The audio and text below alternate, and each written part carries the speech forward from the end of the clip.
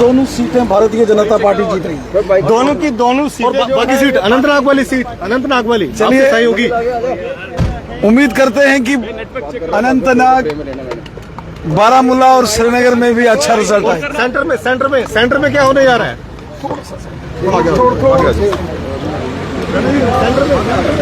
रविंद्र रैना साहब पहुंचे हैं काउंटिंग स्टेशन पर और जाहिर सी बात है उम्मीद अभी बरकरार है क्योंकि अभी काउंटिंग शुरू ही हुआ है। पार्टी के जम्मू कश्मीर यूटी के अध्यक्ष रविंद्र रैना जी पॉलिटेक्निक कॉलेज जम्मू में पहुंच गए। क्या लगता है कि कितने पूरे देश में 2024 के लोकसभा चुनावों की गिनती चल रही है। हमें पूरा विश्वास है कि प्रचंड बहुमत के साथ तीसरी बार फिर मोदी सरकार पूरे देश में बम्पर जीत के साथ आएगी। कश्मीर से कन्याकुमारी तक और गुजरात से अरुणाचल तक पूरा देश मोदी में है। मैं विश्वास के साथ कहता हूं कि 2024 की जो भारतीय जनता पार्टी की जीत होगी, ये 2014 और 2019 से भी बड़ी जीत होगी। बम्पर जीत के साथ तीसरी बार फिर मोदी सरकार।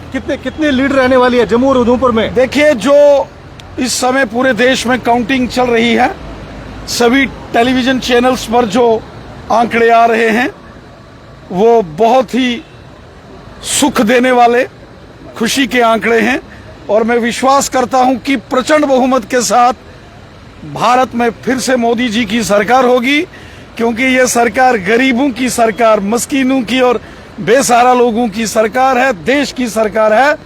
मोदी साहब ने पूरे देश को एक सूत्र में पिरोया है और मोदी साहब जिनका नारा है सबका साथ, सबका विकास, सबका विश्वास, हिंदू, मुसलमान, सिख, ईसाई सब मिलजुल कर सबने मोदी जी को अपनी ब्लेसिंग्स दी हैं, आशीर्वाद दिया है, दुआएं दी हैं और पूरे देश के दिल में मोदी साहब हैं और मोदी साहब के दिल में पूरा हिंदुस्तान है।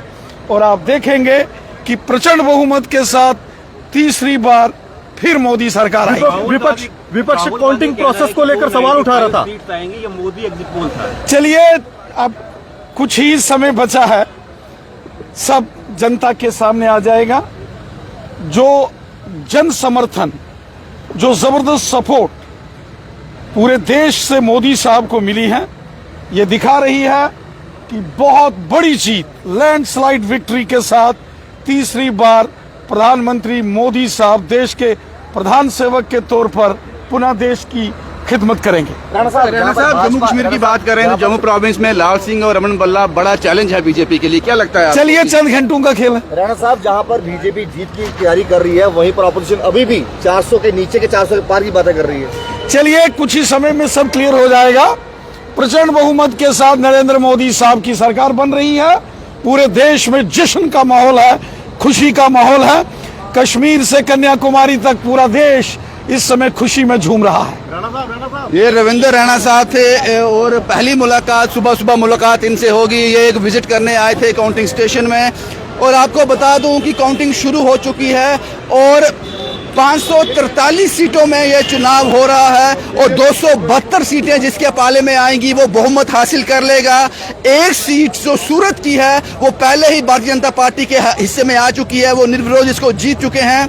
आपको बता दूं, क्या नरेंद्र मोदी तीसरी बार सरकार बना पाएंगे, हैट्रिक बना पाएंगे?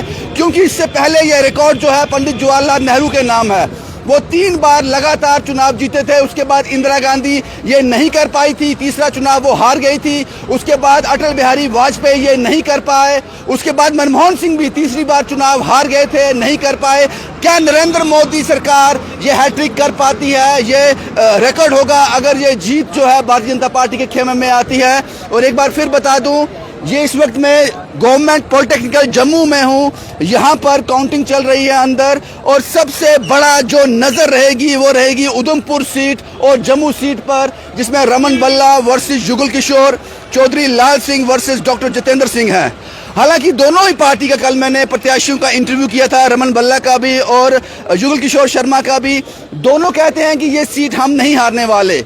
अब ये क्या निर्णय रहता है ये बड़ा सवाल रहेगा, लेकिन मैं आपको जम्मू कश्मीर पुलिस और जम्मू एडमिनिस्ट्रेशन की जो तैयारियां हैं काउंटिंग सेंटर में, वो बता दूं वो कमाल की तैयारी हैं। आप देख सकते हो कि जम्मू कश्मीर पुलिस पूरे बंदोबस्त के साथ जहां है, एडमिनिस्ट्रेशन पूरी तरह से सतर्क है कि किसी भी तरह की चूक, किसी भी तरह की लापरवाही यहां ना बरती जाए।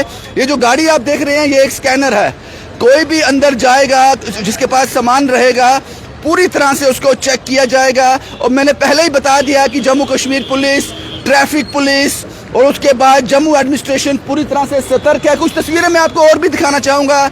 यहाँ पर जो भी एम्प्लॉय अंदर है जो इस काउंटिंग का हिस्सा रहेंगे, उन सभी के मोबाइल यहाँ पर जब्त किए गए हैं, यहाँ पर रखे गए हैं, यहाँ पर स्टोर किए गए हैं, जमा किए गए हैं, ताकि वो अलो नहीं है अंदर ले जाना। ये भी एक बड़ा अच्छा कदम है कि जो आदमी काउंटिंग स्टेशन के अंदर काउंट कर रहा होगा वो बाहर की दुनिया से बिल्कुल टूटा हुआ होगा, उसका बाहर कोई संपर्क नहीं होगा। ये एक बड़ी अच्छी पहल है, क्योंकि सूझबूझ का नाम ही शायद एडमिनिस्ट्रेशन है। ये सब चीज़ें उनके रहती हैं दिमाग में, जिसको लेकर ये निर्णय लिए जाते हैं। इस वक्त मैं गवर्नमेंट पॉलिटेक्निकल जम्मू के बिल्कुल बाहर हूँ। ये तस्वीरें बाहर की हैं। जो बंदोबस्त यहाँ पे है वो काबिल तारीफ है। किसी भी अनहोनी घटना को रोकने के लिए पार्किंग की व्यवस्था, यहाँ पर 3-4 स्पॉट हैं, यहाँ पर पार्किंग की व्यवस्था की गई है। काउंटिंग शुरू हो चुकी है, थोड़ी देर में रुझान आना शुरू हो जाएंगे। मैं आपको बता दूं 3 से 4 से 5 घंटे के अंदर ये साफ हो जाएगा। रुझान साफ कर देते हैं कि अगले 5 साल भारत पर कौन शासन करने वाला है।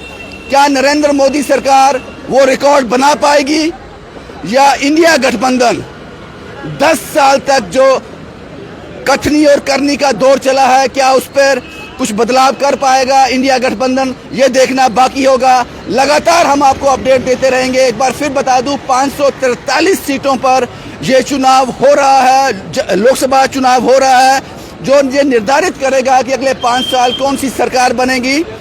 और 272 सीटें जिसके पाले में आ गई वो बहुमत है, वो सरकार बनाने के लिए सक्षम है। और सबसे बड़ा सवाल यह है कि क्या नरेंद्र मोदी सरकार हैट्रिक बनाने में कामयाब होगी। ये चंद घंटों में साफ हो जाएगा। शुभम कुमार के साथ Ravindra Singh, the state sentinel के लिए।